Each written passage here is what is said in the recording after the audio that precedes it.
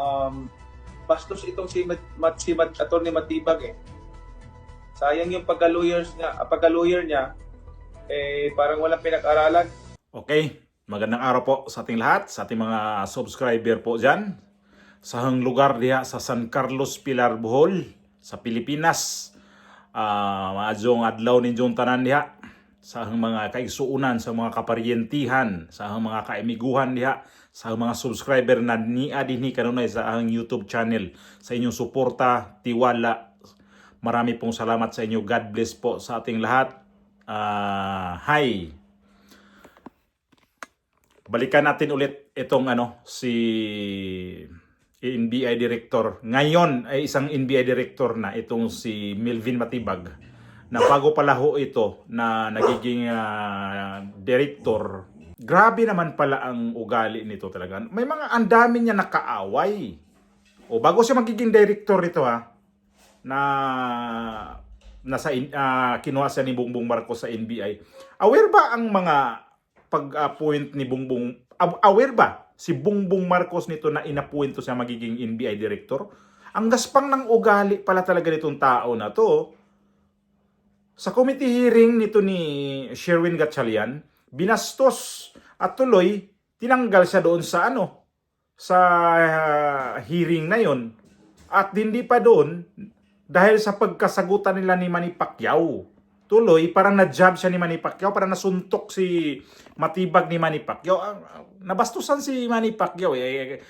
Ang siguro ni Matibag dahil siya noon, abogado siya.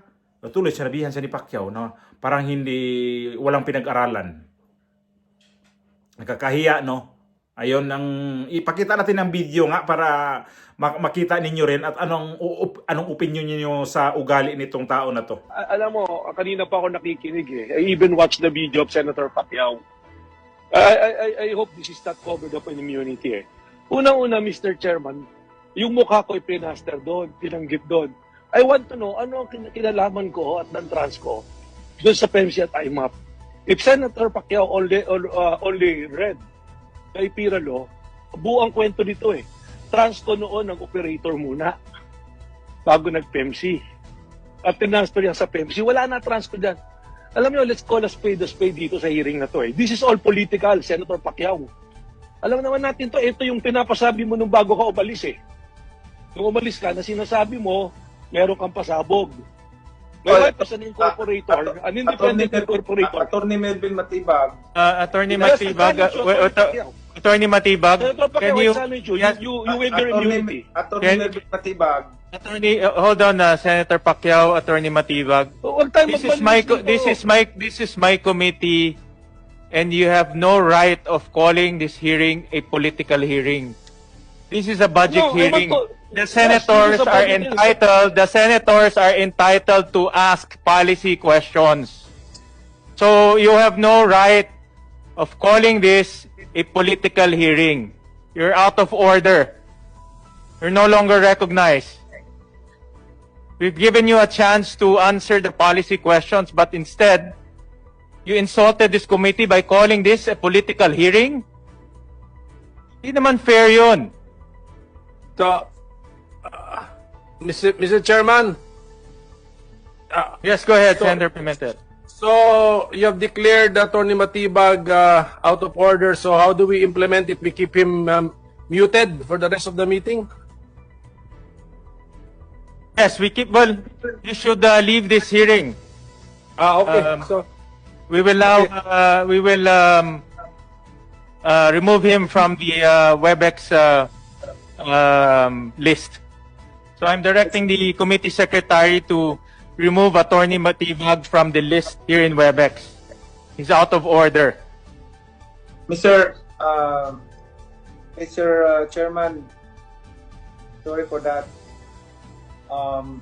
Bastos itong si Atty. Matibag eh. Sayang yung pagka-lawyer niya, parang walang pinag-aralan.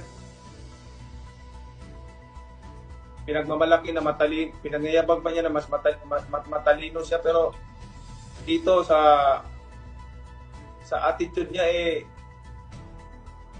hindi kagalang-galang, wala parang hindi nakapag-aral, Mr. Chairman. Sorry to my word, but yan ang totoo. Dapat magpakita naman ng paggalang. Akala mo kung sino. Dapat kasi, bago kukunin sa mga ganitong i-appoint man lang ang mga tao, halimbawa lang natin kung sino yung magiging presidente. Tingnan mo na yung background ng tao kung bagay ba talaga ilagay ito itong si Matibag dyan sa NBI, kasi magagamit niya yung pagkamaldito niya yung parang basaguliro ang dating kasi niya dito Hindi ho maganda sa imahin ng NBI na lagyan mo ho ng direktor dyan na ganun ang pag-uugali na mga previous ba na nakikita natin na naglabasan itong mga video ngayon tungkol ho dito sa direktor na to noong hindi pa siya inappoint dyan sa kanyang posisyon ngayon. Dapat kasi titingnan muna ang kanyang pagkatao. Ano ba talaga ang pagkatao dito? Bagay ba ito dito sa kanyang posisyon? Kung anong posisyon man, i-appoint siya. Ilalo dito sa NBI. O mayroon na nga siyang sablay dyan sa NBI ngayon, di ba? Yung si Jason Sa, na sinabi niya na walang piyansa. Yun pala, may piyansa. Nakapagpiyansa itong si kawawang Jason Sa ng 10,000. Kung hindi ito inano sa korte na bakit yung kaso niya hindi available man yun.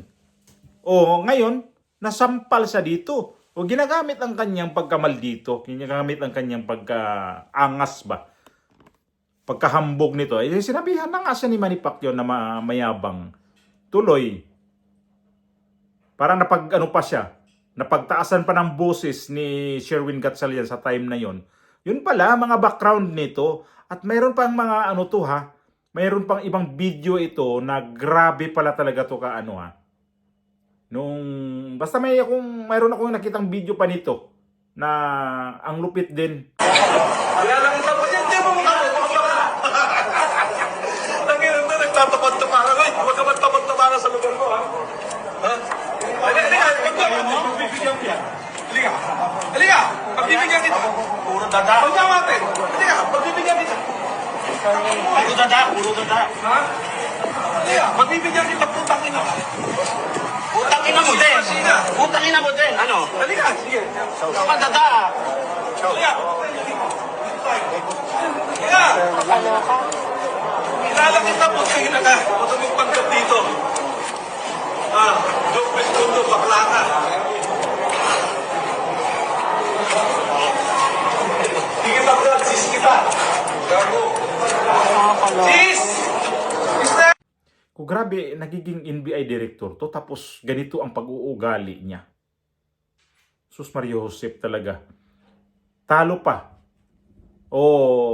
Sige, sabihin ko na lang to. Dapat magsama to sila ni Claire Castro. Mga abogado at abogada ho itong mga to. Kaya lang, ang kanilang pag-uugali, hindi akma sa kanilang profesyon na nandyan sila.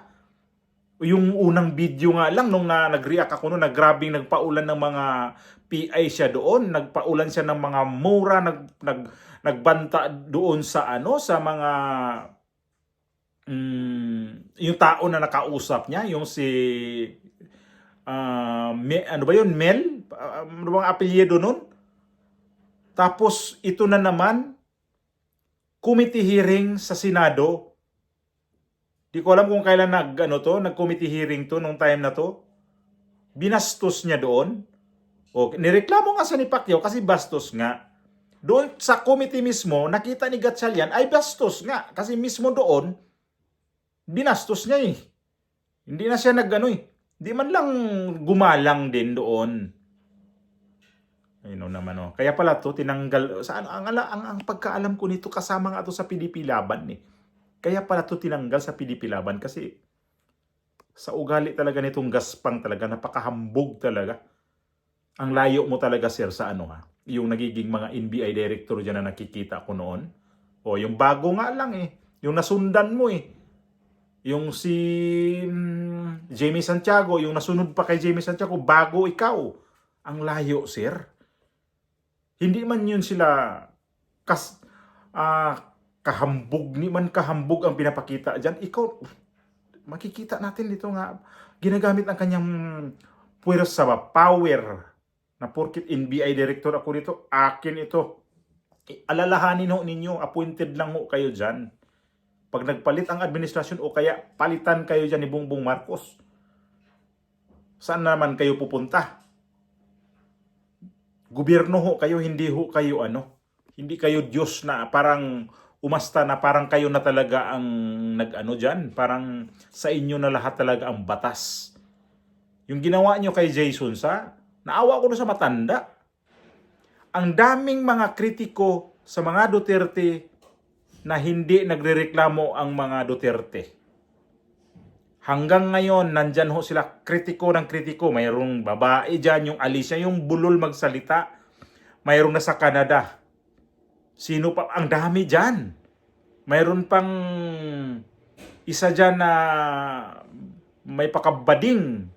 Isang bading niya na Ken Garcia ba yun? Matindi ho yan. Gumagawa ho ng mga istorya na hindi rin maganda. Pinakialaman ba sila sa mga Duterte? Hindi. Pinabayaan lang sila dyan. Pero itong mga ni Bongbong Marcos, mga nagkikritiko sa mga social media, ayan, pinapahuli nyo na. Kagaya dito kay Jason Akala ko ba okay si Bongbong Marcos sa mga social media, mga sokmed. Sabi niya, ganun talaga ang mga nasa social media. Mayroon sinabi sa doon eh. Yun pala, tumalab din sa kanya. Ayun. Ginawa niya sangkalan itong NBI, pinapahuli niya to si Jason At hindi pa nga, mayroon akong nabanggit pa dito, itong si Bugris at saka may isa pa, si Iloy Bugris. Ang lupit, no? Ganun na talaga katindi itong administrasyon ni Bongbong Marcos. Ayaw magpasita. Bulok kasi ang sistema, sir, ng administrasyon ng kung saan ka ngayon. Ano ba talaga? Ano ba talagang ba't bastos ka? Ayun, ang pagkabastos ho ninyo, na-job ho kayo ni Senator Manny Pacquiao at napahiya kayo dito kay Sherwin Gatchalian. Nakastigado kayo. Diyos mio, Marimar, pangbihira talaga. Wag naman sanang ganun na sobra nang bagsak yung presidente ninyo dyan. Dagdagan nyo pa ng mga appointed na parang dagdag dyan sa kalbaryo ng presidente ninyo dyan na wala sa ayos, tapos kayo pang mga appointed, wala rin sa ayos, magsama-sama na kayo.